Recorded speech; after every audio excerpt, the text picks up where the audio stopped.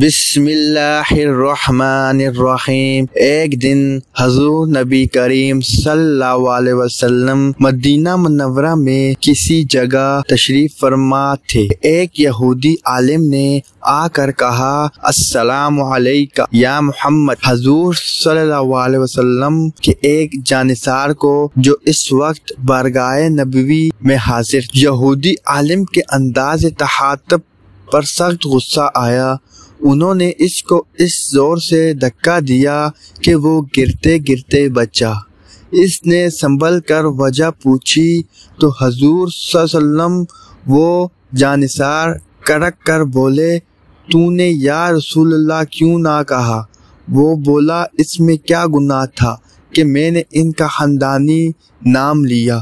حضور صلی اللہ علیہ وسلم نے بڑی نرمی سے فرمایا، ہاں میرا خاندانی نام محمد ہے۔ حضور نبی رحمت صلی اللہ علیہ وسلم کے یہ جانثار جن کو آپ صلی اللہ علیہ وسلم سے اس قدر عقیدت اور محبت تھی کہ کسی شخص کے منہ سے اے اللہ کے رسول کے بجائے اے محمد سنا بھی گوارا نہ تھا۔ حضرت تو ثوبان رضی اللہ تعالی عنہ تھے۔ حضرت ابو عبداللہ ثوبان رضی اللہ تعالی عنہ کے حسب و نسب کے بارے میں اتنا ہی معلوم ہے کہ ان کے والد کا نام وجدت تھا اور وہ یمن کے مشہور حمیری خاندان سے تعلق رکھتے تھے۔ یہ خاندان ان تحت و تاج اور تبل و علم کا مالک رہا تھا۔ معلوم نہیں کیا افتاد پڑی کہ حضرت ثوبان رضی اللہ کو غیروں کی غلامی اختیار کرنی پڑی۔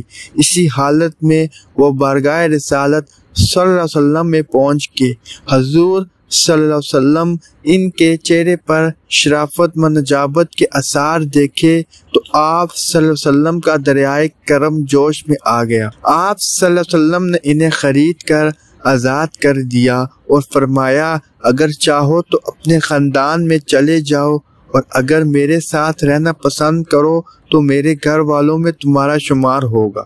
حضرت ثوبان رضی اللہ تعالی عنہ کو اللہ تعالیٰ نے فطرت سعید عطا کی تھی۔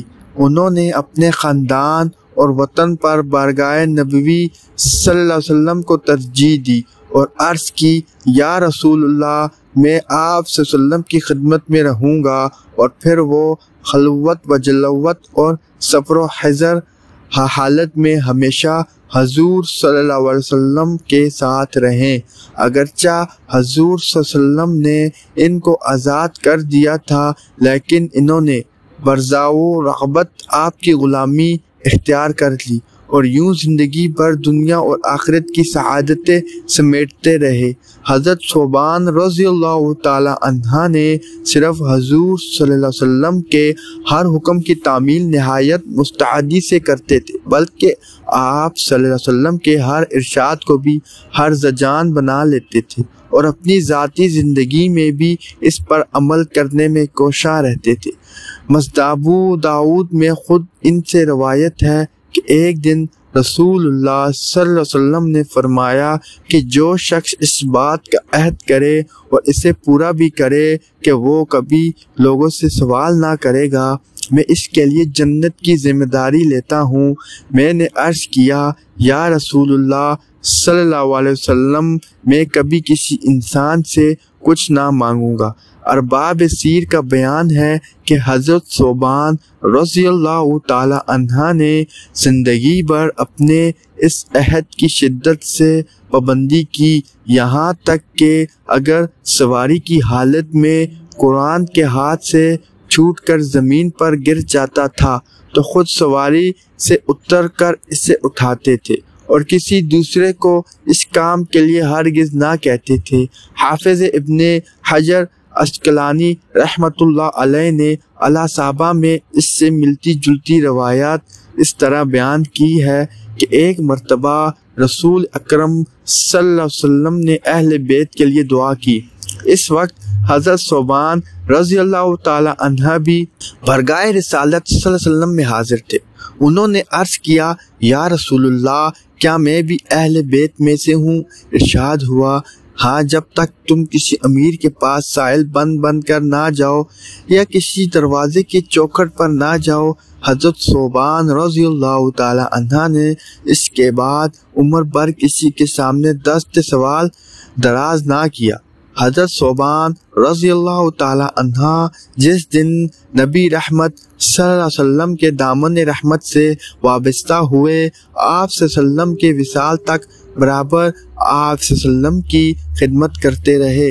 اس کے بعد غالباً احد فاروقی میں وہ شام چلے گئے اور رملہ میں سکونت اختیار کر لی۔ امیر المؤمنین حضرت عمر فاروق رضی اللہ تعالی عنہ حضرت عمر بن العاص رضی اللہ تعالی عنہ کو مصر کی مہم پر مامور فرمایا تو حضرت ثوبان رضی اللہ تعالی عنہ مصر جانے والے مجاہدین میں شامل ہو گئے اور وہاں کئی معرکوں میں داد شجاعت دی اور مصر سے واپس آ کر حمص میں گبر بنا لیا اور وہیں مستقل اقامت اختیار کر لی۔ حضرت ثوبان رضی اللہ تعالی عنہ اپنے آپ کو حضور نبی کریم صلی اللہ علیہ وسلم کا غلام کہلانے میں بڑا فخر محسوس کرتے تھے اور چاہتے تھے کہ دوسرے بھی حضور صلی اللہ علیہ وسلم ان کی غلامی کی نسبت کا احترام اور لحاظ کریں۔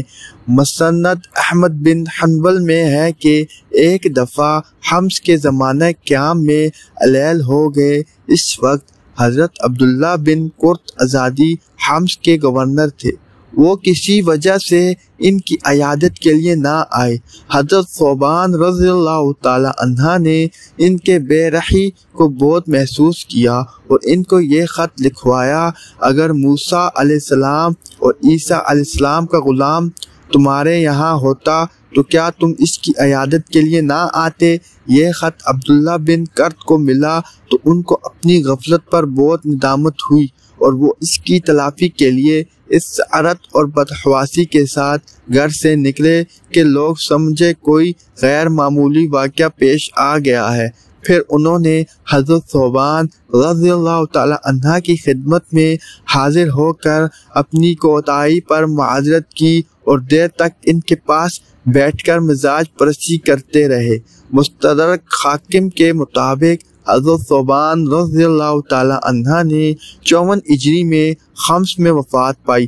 اللہ تعالیٰ کی ان پر بے شمار رحمتیں نازل ہوں، آمین یا رب العالمین۔